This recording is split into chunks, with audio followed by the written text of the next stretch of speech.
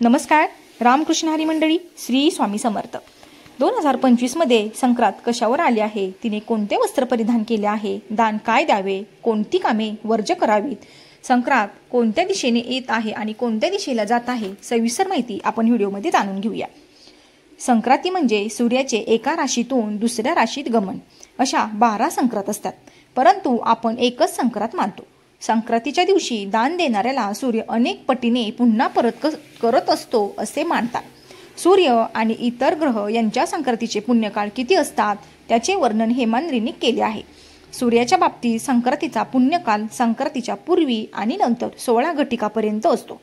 संक्रांतीच्या दुसऱ्या दिवशी किंक्रांत असते.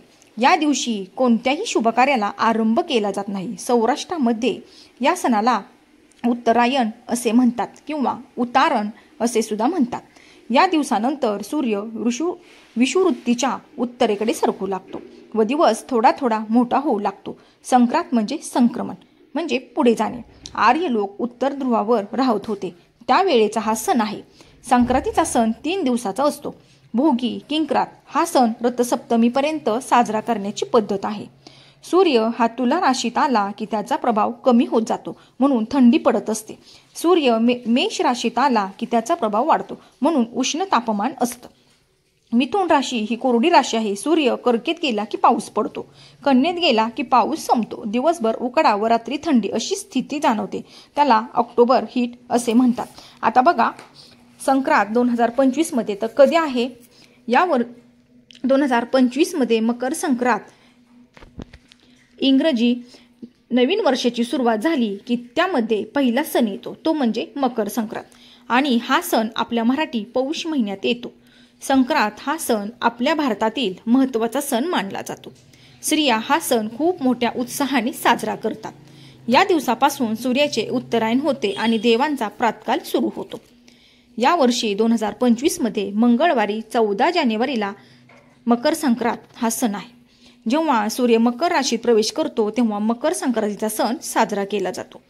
मकर संक्रांतीनंतर दिवस हा तिळातिळाने मोठा होत जातो आणि रात्र ही लहान होत जाते. संक्रांतीचे फल काय आहे बघा. मंगळवार दिनांक 14 जानेवारी 2025 शके 1946 पौष कृष्ण 1 रोजी सकाळी 8:54 सूर्य मकर राशीत प्रवेश करीत आहे. तर संक्रांतीचा पुण्यकाल काय आहे बघा. मंगळवार दिनांक 14 जानेवारी 2025 रोजी सकाळी 8:54 ते संध्याकाळी 4:54 पर्यंत आहे. सूर्याचे मकर संक्रमण बालवकरणावर होत असल्याने वाहन वाहक असून उपवाहन घोडा आहे. संक्रांतीने पिवळे वस्त्र परिधान केले असून हातात गदा घेतलेली आहे. तिने केशराचा टिळा लावला आहे. वयाने ती कुमारिका असून बसलेली आहे. वासाकरता जाईचे फूल तिने घेतलेले आहे. पायस भक्षण करीत आहे. जातीने ती सर्प आहे. भूषणार्थ मोती धारण केला आहे. वार नाव महोदरी आहे. ती पूर्वेकडून पश्चिमेकडे जात आहे व वायव्य दिशेला ती पाहत आहे. संक्रांतीने ज्या वस्तू परिधान केल्या आहेत त्या वस्तू महाग होणार आहेत.